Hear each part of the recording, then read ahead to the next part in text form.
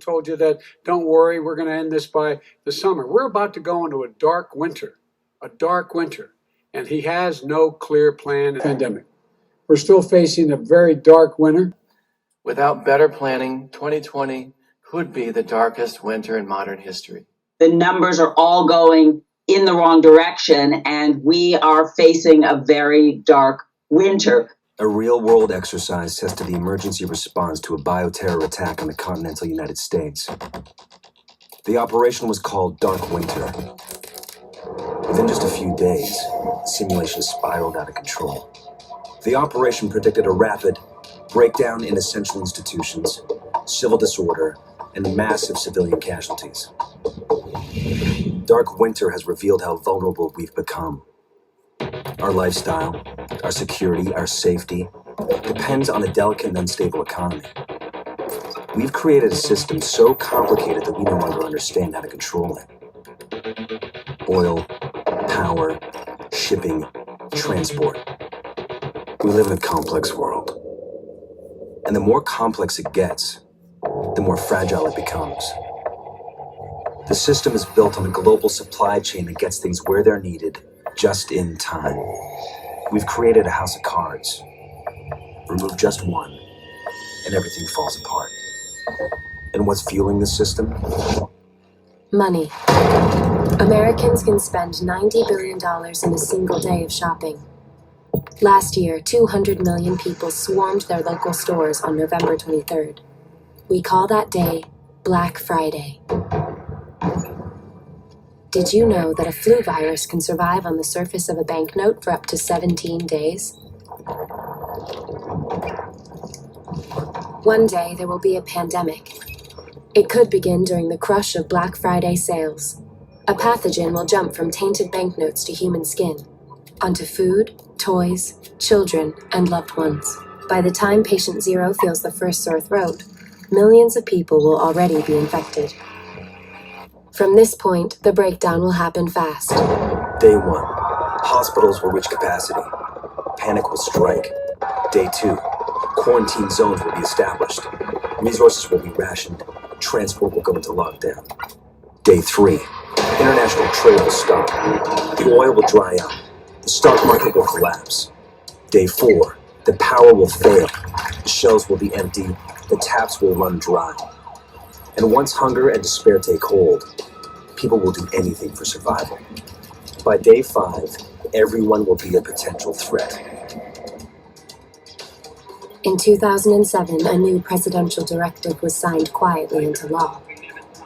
This maps out the government's response to a crisis, a plan to cope with a real dark winter. It is known as Directive 51.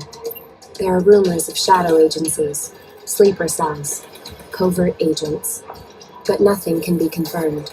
Our complex world is primed for breakdown. And once the chaos strikes, there won't be resources to save us all. The only question left is, what will it take to save what remains?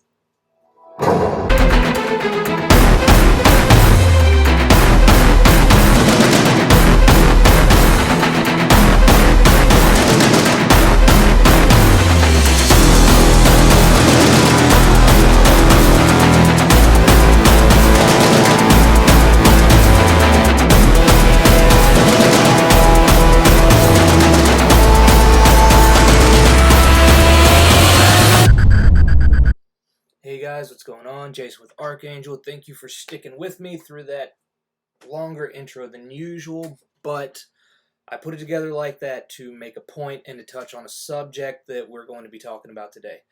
Now, I know that intro is a bit more dramatic than my usual stuff. However, it is for a purpose and for a point, because today we're going to be talking about Operation Dark Winter, but not in the light of, hey, this is coming or this is about to happen.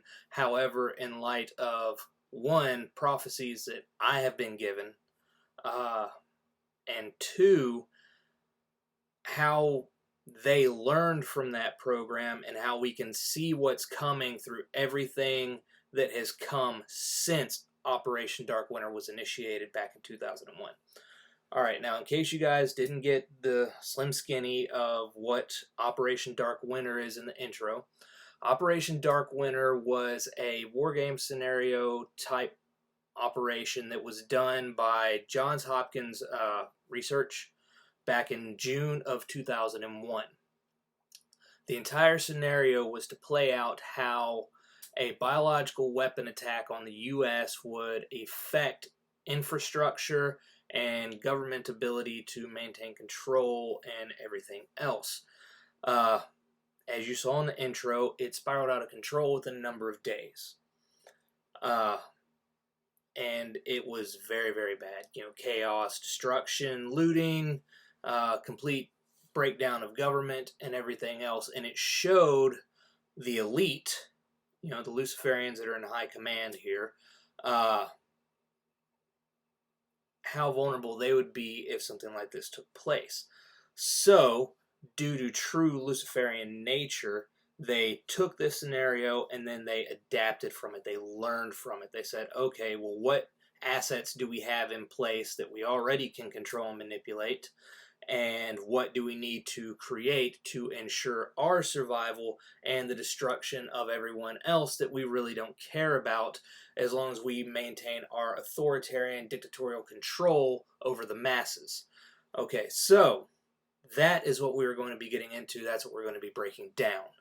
And it does play into end-time prophecy and even prophecies that I've been given. We discussed it in a previous program that I did with Jason Broadway over on his channel, Watchful Eyes Open. And if you guys watch that, it's great. We covered a lot of this stuff, but I didn't get as in-depth as we're going to today. So let me start as a refresher. Back in 2010, I was doing praise and worship, and I was with the Lord, and at 4:44 a.m., the Lord took me into a vision. And he showed me the destruction of America. He showed me how America had been sold out to its enemies and what was going to come. The Lord showed me millions of people fleeing the cities and trying to get out to rural areas and escape what was coming to the cities. Of course, we're seeing that happen now. The elite are panicking, fleeing. The rich are doing the same thing, even the middle class, because they see what has been going on in the cities with the riots and stuff in BLM. But that's really not what we're discussing as far as that goes. And the next thing that took place was there was a pandemic. I mean, all these events were very simultaneous. There was fleeing the city, civil war and conflict, and a pandemic that actually took hold. Now, what we're seeing now is the beginning stages of this. All right, people are fleeing these cities and stuff because of the dictatorial, control and tyranny that's happening and taking place. People don't want to be there for that. So that's the first wave of people fleeing the cities. All right.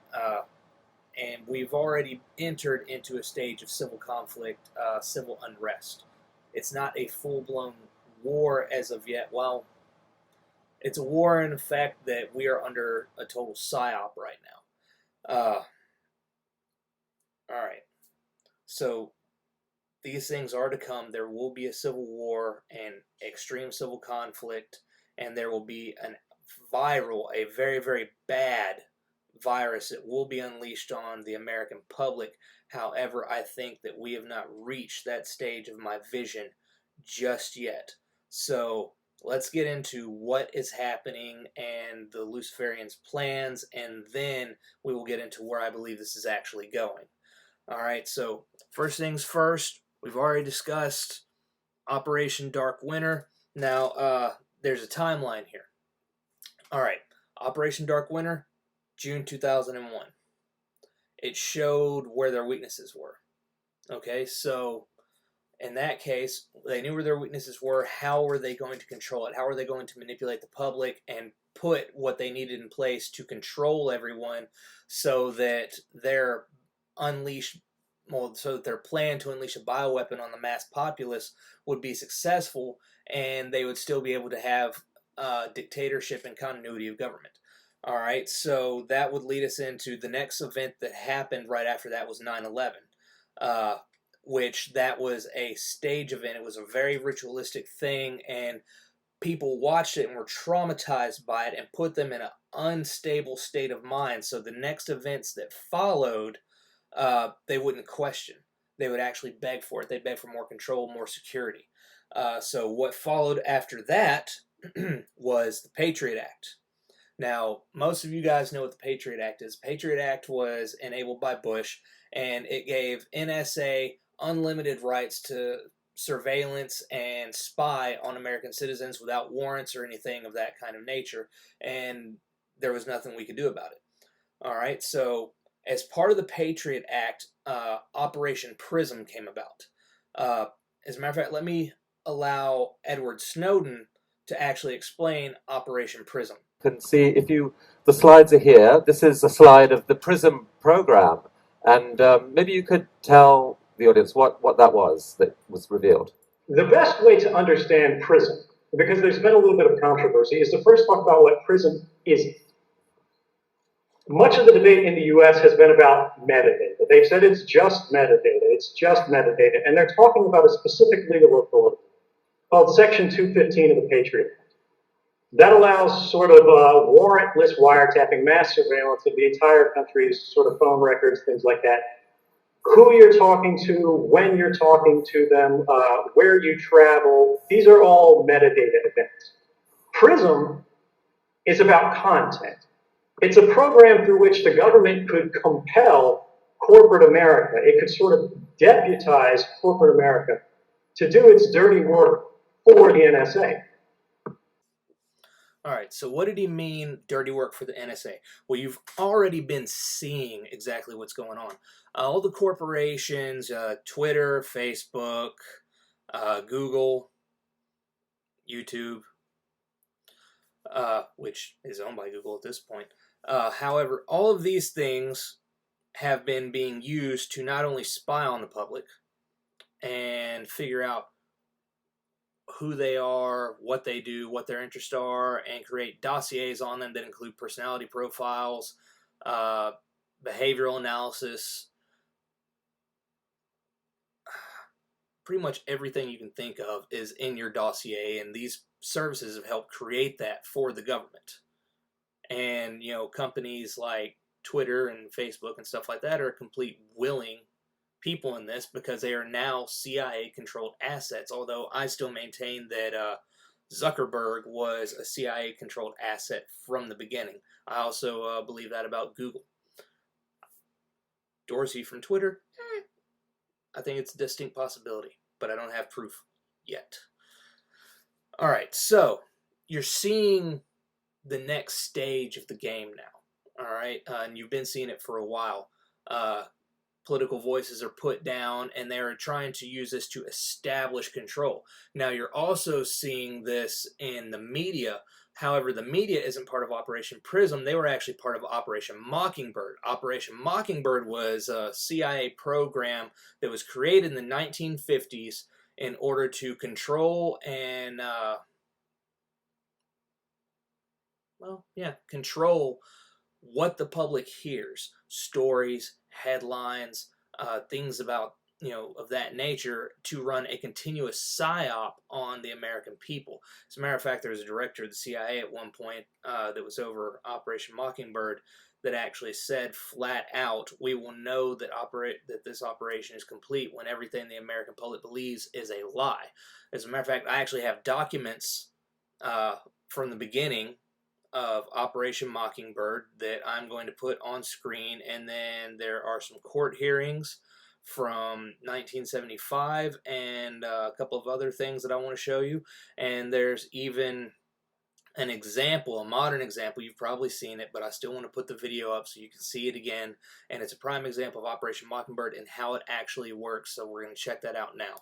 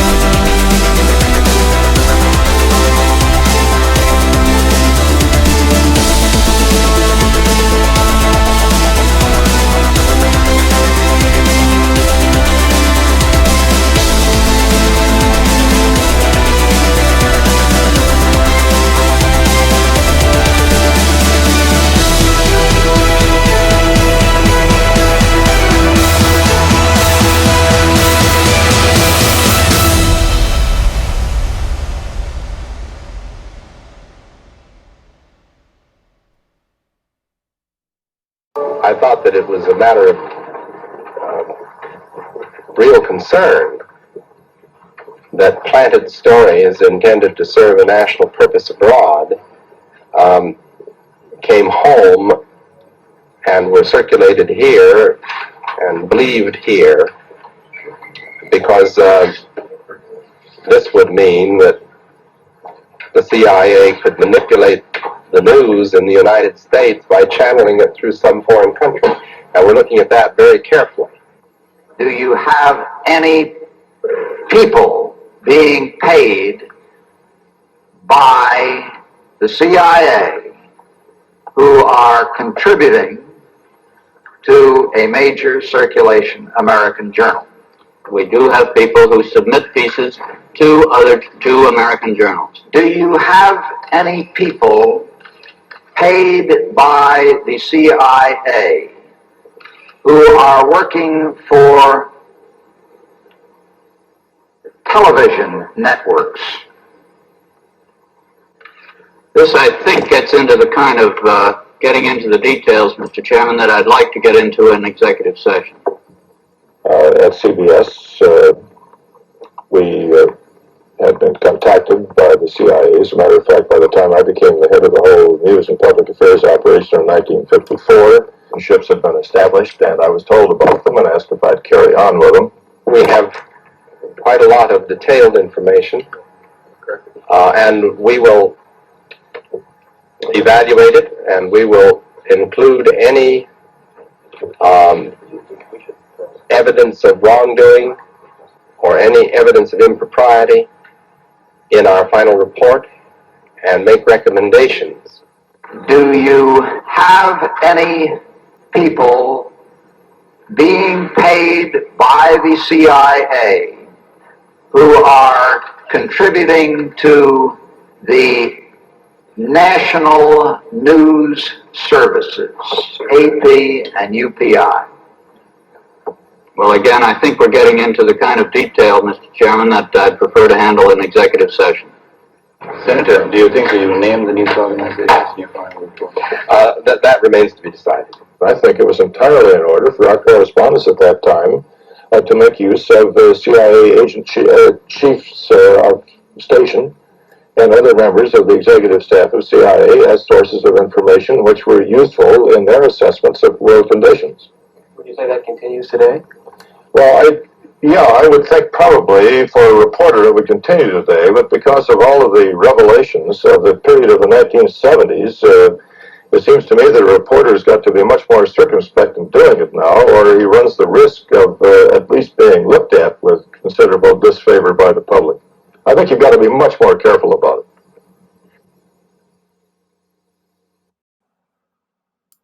Hi, I'm Fox San Antonio's Jessica Headley. And I'm Ryan Wolf. Our greatest responsibility is to serve our Treasure Valley communities, the El Paso, Las Cruces communities, Eastern Iowa communities, Mid-Michigan communities. We are extremely proud of the quality, balanced journalism that CBS 4 News produces. But we are concerned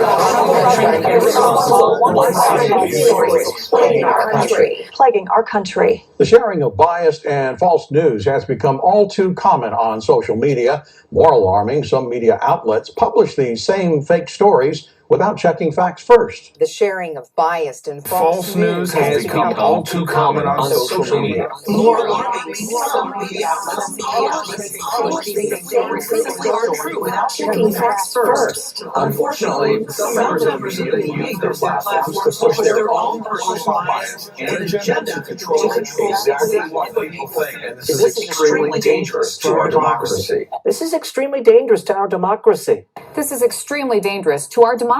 This is extremely dangerous to our democracy. This is extremely dangerous to our democracy. This is extremely dangerous to our democracy. This is extremely dangerous to our democracy.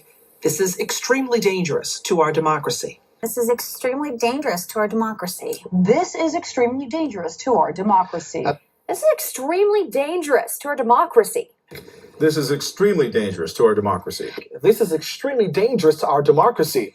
This is extremely dangerous to our democracy. Guys, I wanted you to see all that because it falls into the next part that we're discussing, all right? Because the very next thing that happened as far as the major play out of this goes is Directive 51. Directive 51 was signed in by Bush in May of 2007. And this is what we're looking at right now. Directive on National Continuity Policy. All right? Now follow with me here. This directive establishes a comprehensive national policy on the continuity of federal government structures and operations and a single national continuity coordinator responsible for coordinating the development and implementation of federal continuity policies. This policy establishes national essential functions. We're seeing a lot of this play out right now, all right? Prescribes continuity requirements for all executive departments and agencies and provides guidance for state, local, territorial, and tribal governments and private sector organizations in order to ensure a comprehensive and integrated national continuity program that will enhance the credibility of our national security posture and enable a more rapid and effective response to and recovery from a national emergency. All that says in plain English is we are putting all of these things into effect so those of us in power can stay in power at whatever cost it is to the peons. That's all that states. Okay, now we're going to go into definitions and stuff like that. You know, of course, most of this stuff's common sense. You know, category, catastrophic, continuity, blah, blah, blah. We all know what this is. Okay. Now, if we go down here to policy, it says, it is the policy of the United States to maintain a comprehensive and effective continuity capability composed of continuity of operations and continuity of government programs in order to ensure the preservation of our form of government. All right, so like I said, it's to preserve those in power, not those that are not in power. All right, implementation actions. Continuity requirements shall be incorporated into daily operations of all executive departments and agencies. That includes the bureaucratic ones such as the ATF, which has been going hard for gun grabs and everything else for the last few years, as you have seen, and things such as the CDC. That is a corporate bureaucracy itself. Okay.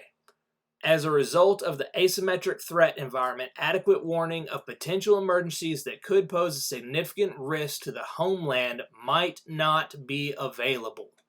And therefore, all continuity planning shall be based on the assumption that no such warning will be received. Emphasis will be placed upon geographic dispersion of leadership.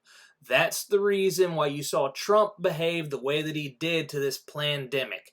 He gave all the authority and everything to the dictators, whether it be government officials in D.C., whether it be the actual state representatives, or even mayors of specific towns and cities like here in Memphis. All right. Emphasis will be placed upon geographic decision of leadership, staff, and infrastructure in order to increase survivability and maintain uninterrupted government functions. Government functions. It says nothing about the protection of your life, my life, our way of life whatsoever. All they care about are those in power. Okay. All right, now, we have a whole lot to cover here. I want you to keep all of this stuff that we're discussing right here in mind, okay? Because we're going to come back to it here in a little bit, because this rabbit hole gets even deeper. We have a few more things to touch on before we get to our final conclusion.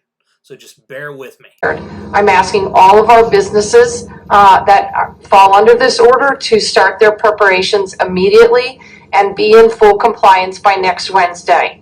In terms of individuals, I am not asking you, I am telling you to stop your social gatherings, your informal social gatherings and your house parties, and to limit your social interactions to 6 and under, not more than 1 household. And I'm asking that immediately. I will take stronger legal action as appropriate. I've already directed the superintendent of state police to begin to work with local law enforcement to legally enforce the informal social gathering orders. Okay, guys, that last clip was of one of our many governors. I believe that was the governor of Oregon, and her tyranny is on full display. I could go on and on because there's another 22 states right now. They're trying to initiate a second wave of lockdown procedures, and every last one of them are as authoritative as she is. But then our video would be like an hour long, and there's really no need in that since you can research it yourself. Okay, so that was an example of Directive 51 in play. Now, there are other agencies and things that were created in order to maintain their continuity government principles. However, it's going to take a lot of digging and a whole lot to actually find a lot of those things, because there's a lot of them that are actually shadow organizations that the public is not even aware of and has not been released. So there's going to be a whole lot more to dig out there. Now, the next event that happened after that was under Barack Obama. He signed the National Defense Authorization Act in order, and I'm sure a lot of you guys have kept up with this stuff, and you know what the NDAA is, and there was a whole big fuss about it because under the NDAA, Obama gave the military the right to act as a policing force and to detain people at will indefinitely without judge, without jury, without representation of lawyer or anything like that. As a matter of fact, Ron Paul did a really good job at talking about it before Congress, so we're going to check that out real quick, and then we're going to be right back to talk about the next few things and the scenarios and go in depth with the futures of technology that the Rockefeller Foundation did and everything else, so check this out. Section 1021 essentially codifies into law the very dubious claim of presidential authority under 2001 authorization for the use of military force to indefinitely detain American citizens without access to legal representation or due process of law. Section 1021 provides for the possibility of the U.S. military acting as a kind of police force on U.S. soil, apprehending terror suspects, including Americans, and whisking them off to an undisclosed location indefinitely. No right to attorney, no right to trial, no day in court. In 2014, actually, as you can see it right here on the screen, on July 2014, Barack Obama actually went back and edited things on the Executive Order 13295, which, as you can see right here, revised list of quarantinable communicable diseases. Now, originally it was, as you can actually go down here, cholera, severe, secondary, okay, it names all these, cholera, diphtheria, infectious tuberculosis, plague, smallpox, yellow fever, viral hemorrhagic fevers, Marburg, Ebola, Congo. Okay, now he edited it, as you can see right here, this official government documents. This is on CDC, Cat Dog Cat website, and it says, notice, Executive Order 13295 was amended on July 31st, 2014. Subsection B was replaced with the following. Now, subsection B is right here. All right, severe acute respiratory syndrome, SARS, which is disease associated with fever. Okay. All right, and was replaced with this. Severe acute respiratory symptoms, which are diseases that are associated with fever and signs of symptoms of pneumonia or other respiratory illnesses, are capable of being transmitted from person to person and that are causing or have the potential to cause a quote-unquote pandemic, or upon infection are highly likely to cause mortality or serious morbidity if not properly controlled. Now, I'm sure you guys can see the danger in this. By him stating that, that means that this COVID is actually on the revised list of quarantinable communicable diseases now. So by this, the government has a right to force you into a quarantine type situation. And we're seeing all of this play out right now. Now, there was something that happened back in May of 2010 that we haven't touched on yet, simply because it has global implications and it's actually what we're seeing being played out now. And we're actually going to bring this up because I really want you guys to see this. So this is what's going to be next on our list. And this is going to be the futures of technology stuff. All right, so here, this is the Rockefeller Foundation, Scenarios for the Future of Technology and International Development. Basically, what the Rockefeller Foundation did is they took Operation Dark Winter and played it out on a global scale as one of the scenarios that's followed in this. All right, see, here you go, scenario framework, where it goes into all that stuff. Global political and economic alignment, scenario narratives. All right, let's keep going. All right, lockstep. This is the one that we're actually coming to. This is the one where it's laid out what you're seeing going on globally right now. Okay, now granted, you got to understand they can't really pitch this in the exact year as an exact prediction. So what you're going to have to see, you're kind of going to have to just, I'm going to read this, and when something pops out, I want you guys to follow along with me, okay? Okay, all right. In 2012, the pandemic that would have been anticipating for years finally hit. Unlike 2009's H1N1, this new influenza strain originating from wild geese, blah, blah, blah. Even the most pandemic-prepared nations were quickly overwhelmed when the virus streaked around the world, infecting nearly 20% of the global population and killing 8 million in just 7 months. You know, given the fake numbers they keep pushing, that's kind of what they're leaning to, isn't it? All right, the majority of them healthy young adults. As much as they would really trying to push that in the beginning, although now they've been forced to admit that young adults actually have a really high survival rate. The pandemic also had a deadly effect on economies. International mobility of both people and goods screeched to a halt, debilitating industries like tourism and breaking global supply chains. Have we not seen that? We've seen that in the ammo industry. We've seen that in the tourism industry. We've seen that in travel, you know, airplanes, buses, trains, etc., etc., etc. Okay. Even locally, normally bustling shops and office buildings sat empty for months, devoid of both employees and customers. Yeah, unless it was a major box store that was on the CIA and the upper echelons, you know, buddy lists like, you know, Target and Walmart and stuff like that. Moving on. Pandemic blanketed the planet, though disproportionate numbers died in Africa, Southeast Asia, and Central America. Now, you saw what happened in Asia. You saw what happened in China when this initially began. All right? Okay. Where the virus spread like wildfire in the absence of official containment protocols. But even in developed countries, containment was a challenge. The United States' initial policy of strongly discouraging citizens from flying proved deadly in its leniency. Yeah. Accelerating the spread of the virus not just within the U.S. but across borders. However, a few countries did far better. Notice how they're really buddying up to China in this, even though it was all China's fault. You see, this is the simple bait and switch procedure here. Of course, I ain't got to explain it to you guys. Most of you guys watching this channel are super smart and you already see this for what it is anyways. So we're just going to follow along here. China in particular, the Chinese government's quick imposition and enforcement of mandatory quarantine. We've all seen videos of what happened in China, the total lockdowns, how people were completely locked down and restricted from moving. And you even saw the media come out and brag on China's quote-unquote leadership and their straight tyranny afterwards. All right. Mandatory quarantine for all citizens, as well as its instant and near hermetic sealing off of all borders, saved millions of lives, stopping the spread of the virus far earlier than in other countries and enabling a swifter post-pandemic recovery.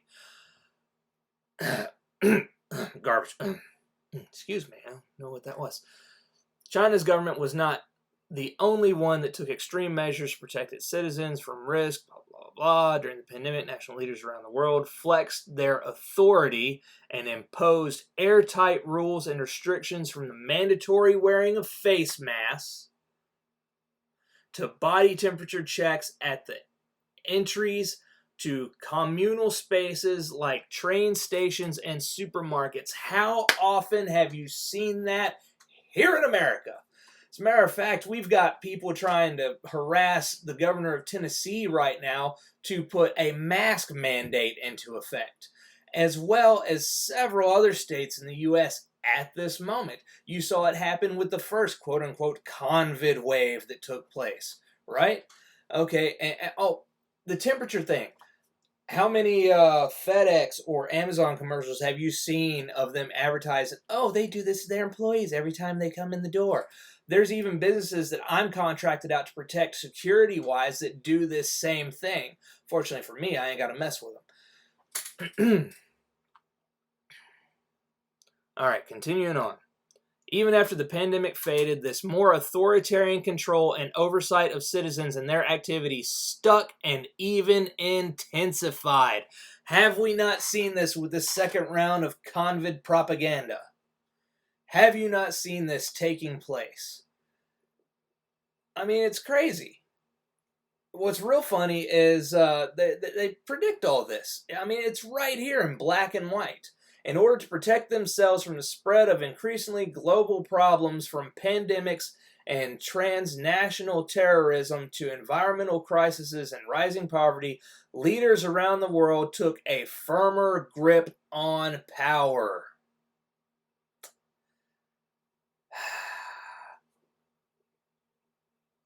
I mean, what else is there to say? You guys seen this taking place just like I have. They even go on to predict the responses next. At first, the notion of a more controlled world gained wide acceptance and approval. Yeah, only in the media. Citizens willingly gave up some of their sovereignty and their privacy. You've seen a lot of that with liberals. To more paternalistic states in exchange for greater safety and stability. You know, I believe it was Benjamin Franklin that said, anyone that would give up liberty in exchange for the promise of safety and stability will get neither and deserves neither. Now, that's a rough paraphrase. I'm sure I've got the quote off, but you get the gist.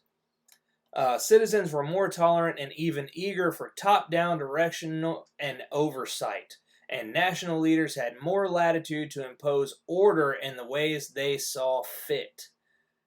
For a time, you're starting to see the resistance form at this point. You see it in Germany, you've seen it in Australia, and Australia's a powder keg. I don't see the people really taking their government's crap much longer, to be perfectly honest. Unfortunately for them, they allow themselves to be disarmed and they're at a severe disadvantage.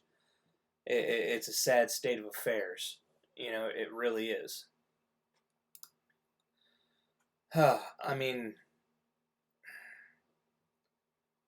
it's crazy. It really is. I mean, you know, you watch all this stuff and you see how it's been pre-planned and you know, completely put out there, and people just don't see it. They don't understand what's on the horizon and what they're facing right now. And this all plays into the global reset that they're trying to produce. They're trying to use this pandemic to oppress the people, make them fall in line, give governments absolute authority, and create essentially a unified one world government and a complete financial global reset, and do away with the common currencies and physical assets and go completely to something digital so that they can track and control everything that you do and everything that you purchase. And you're even seeing, you know, things like social credit scores come into play even here in America as we speak. Okay, and as bad as I really want to get into the global reset in depth and what's going on and all the people that have revealed everything that's happening and the final goal of it, it would make for an extremely long video, so we're not going to do that. However, I will say this. We are in the stage where it's changing hands now. You're seeing all the chess pieces come into play. All right, I don't like to make predictions because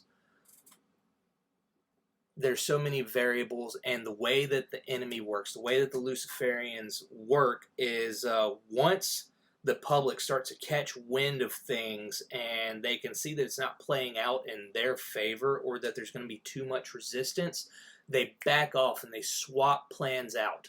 So instead of saying this is indefinitely what's going to happen, I'm going to say that we can examine everything that I've laid out here, and we can go by the dreams and visions that were given, not just to me, but other reliable people. And I'm not claiming to be a prophet. As a matter of fact, there's only a handful of times God showed me something that I would claim as prophecy and that I'm actually seeing come to fruition. And the one that he gave me back in 2010 is one of them. All right, so we've seen the setup. We've gone through the setup stage and everything that's going on, where they're telling us what their plan is. They're telling us what they're trying to bring about. All right. So what's next is what you're seeing played out right now in the political theater of America.